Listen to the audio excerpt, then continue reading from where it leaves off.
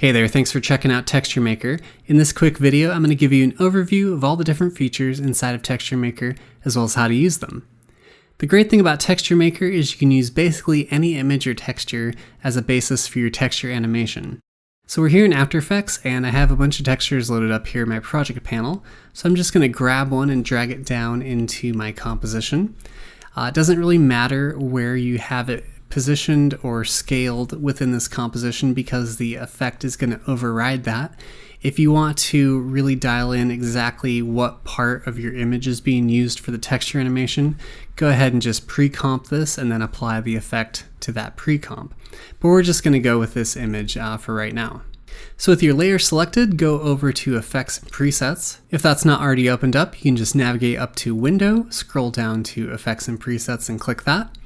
Once you have that open, just go to Animation Presets and then find your Textur Maker preset, double click that, it'll apply it to the layer, and you'll have a bunch of different effects inside of your effects controls. All these ones here at the bottom you don't really need to have open if you don't want to, so I like to have them all selected and then just twirl them all down and then just twirl this top one open. After Effects makes you have all these inside the effects control panel, so it's not the most elegant thing, but it still works. If you want to, you can go into some of these and adjust them if you want, if you have some more advanced uses you want to deal with, but for the most part you can just stick within the Textur Maker interface right here. Okay, so with that one click, this is pretty much already started animating, and that's pretty much all you have to do if you just want to do that. So this can truly be a one-click texture animation. However, there are tons of more features inside of this, and so let's have some fun seeing what Textur Maker can do. First up is the animation control section. This has frames per second, position max, extra position max, rotation max, and scale max. Frames per second is how many times it's randomized per second. Right now it's set to 8. I could set it to like 120 if I wanted to, and that will start to get super frenetic, which can be kind of cool if that's what you're going for. You can also do anything in between. I usually tend to think that it looks best if you have a value right here that's a multiple of whatever your composition frame rate is. My composition frame rate is 24, so 8 works pretty well. But of course you can do whatever you want. Usually if you have a multiple, it will pretty much seamlessly loop, and so that's just something to keep in mind. So up next is the position max, and this is going to determine how many pixels it changes on the X and Y axis per second, and that's totally linked right here. So right now it's set to 300 by default. So this is going to move in value plus or minus 300 pixels X or Y 8 times per second. So if I put this up really high to like 2000, start playing it back, you can see it's going to be moving all over the place. If I put it down to about 10, it's not going to really move at all. I need to turn the rotation down so you can see. So it's just, wiggling just a little bit. So you can really dial in exactly how much wiggle and freneticness you want with Textur Maker. So extra position max is just a way to randomize the position just a little bit more. You can put this down to 0 if you don't want to use that at all. And if I put the rotation up, you can see it's going to start to, randomize that rotation. So I usually like the rotation to be up a little bit higher because it's going to feel a little bit more randomized when you do that. Also having the position up a little bit higher will help with that as well. Let me turn these back down, and I'm going to show you what the scale does. So scale max right now, when it's set to 100, that means it's not going to change in scale at all. That can be a little bit counterintuitive, but if you pull the value up, it's basically just going to kind of move in and out from 100% to whatever this value is. If you start to go down below that, it's going to randomize the value between like 17 and 100, so you can get some interesting looks like that. Just kind of depends what you're going for. I usually like to keep it around 100, but you can of course do whatever you want with this. Anytime when you're messing with these values, if you want to go back to the original, you can always hit reset, and I'm going to do that right now. Alright, so next up is the tile control. I'm going to put in a different image just to make this a little bit easier to see what's happening. Let me turn the black and white off. So we have our our beloved cat right here, and it's of course, animating just like it should. But let's say I wanted more cats, and so there's this tile size right here. Right now it's set to 100, which means it's 100% of whatever the size of your image is. If I start to move the tile size down to let's say 14 or 12, you can see now I have many more cats. And so now there's a couple different interesting things happening here. So there's the seamless tile on here, which is why the cat is kind of growing another body out of its midsection.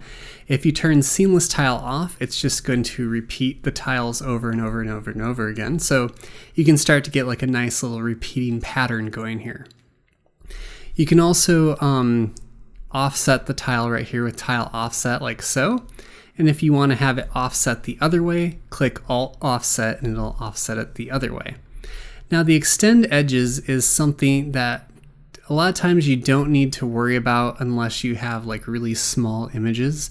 Let me go ahead and put the scale down quite a bit just so we can kind of see. This image is super huge, and so it's okay. So you can see right now we have these edges right here. So if I need to, fill the frame with my image, I can come to extend edges and start pulling this up. Now you can see it's going to start filling up the rest of the frame. This is the most computationally heavy effect within the entire Textur Maker effect. So you want to have this as low as you possibly can. And so you can definitely, crank it up if you want to, but it's going to take longer to render and it's going to really give you a hit on performance. So I like to only have this as large as I absolutely have to.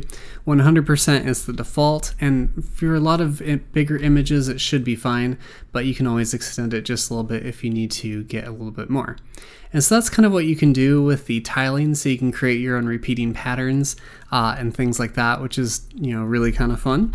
And so you can turn just a regular static image into a fun repeating pattern like this repeating cat pattern and really creep everybody out. So win-win.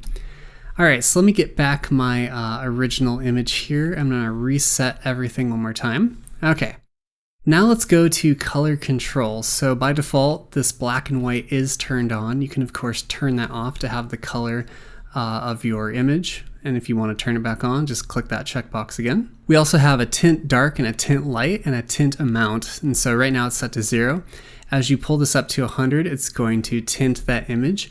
You can of course change the colors of these tints as much as you want to.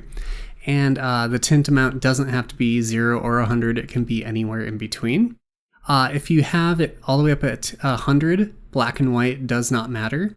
But if you have it somewhere in between, black and white will matter. So you can create some interesting blending modes with the interplay between those two.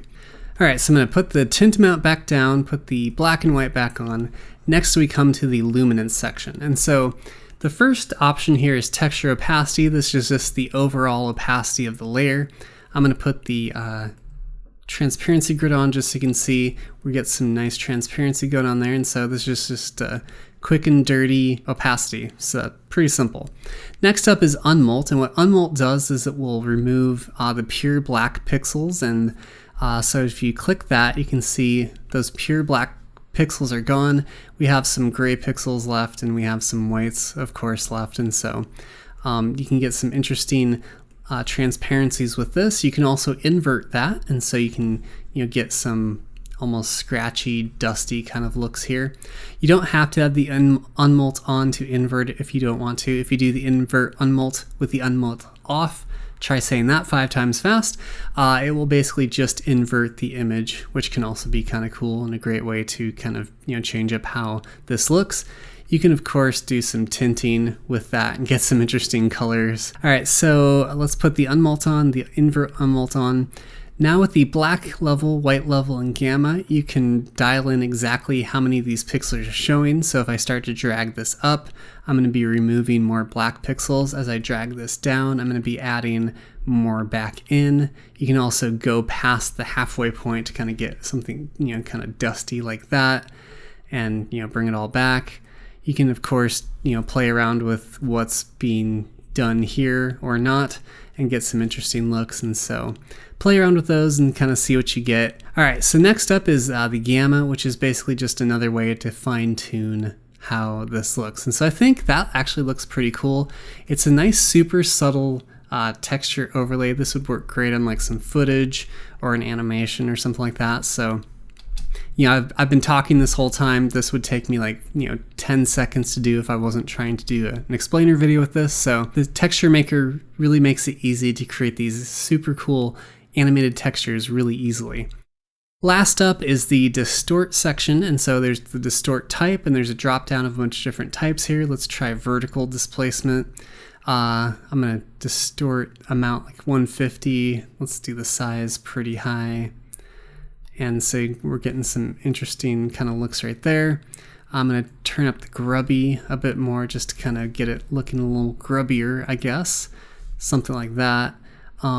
The distort section is also going to be a little computationally, give you a computational hit and performance hit, so just kind of keep that in mind, but it can kind of give you some interesting looks, and there's all kinds of different displacement effects you can kind of choose here and just see what it gives you.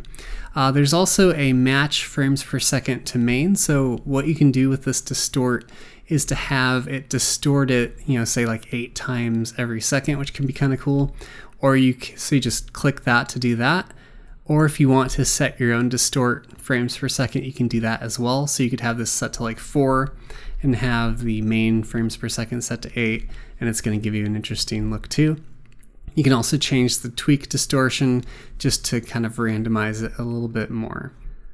Okay, so now we're here in Premiere Pro, and I just wanted to quickly show you how to get the motion graphics template into Premiere Pro so you can use Texture Maker in Premiere Pro. First thing you want to do is have your Essential Graphics panel opened up. If you don't have this opened up, you can go over to Window, scroll down to Essential Graphics. Now you want to scroll down on the Browse tab down to this little plus button right here and click that. And then you want to navigate to wherever you have your Texture Maker motion graphics template located. It's going to load it in there. And I usually like to just kind of search for it up here in the search bar, so it's kind of sitting right there. You want to make sure that you have a sequence already opened up. You're not going to be able to import it. Doesn't matter what the sequence settings are, because as you drag it into that sequence, it's going to ask you if you want to match the sequence to this motion graphics template, and you can do that just by clicking Change Sequence Settings. So now it should be all loaded up into your timeline. And you just want to click on your texture right here. Let me zoom out just a little bit here. And then come over to your Edit tab. This is where all the controls from After Effects are. Each one of these sections is exactly like it is inside of After Effects, so I'm not going to go over these again. The only real difference is the image right here, which is how you change out the image that you're using for this. So I have one down here in my project panel. I'm just going to grab it and drag it on top of this, and you'll get that big old icon right there. Just let go, and it's going to automatically replace it. You can go right about your business, changing it to create your animated texture, and that's pretty much all there is to it.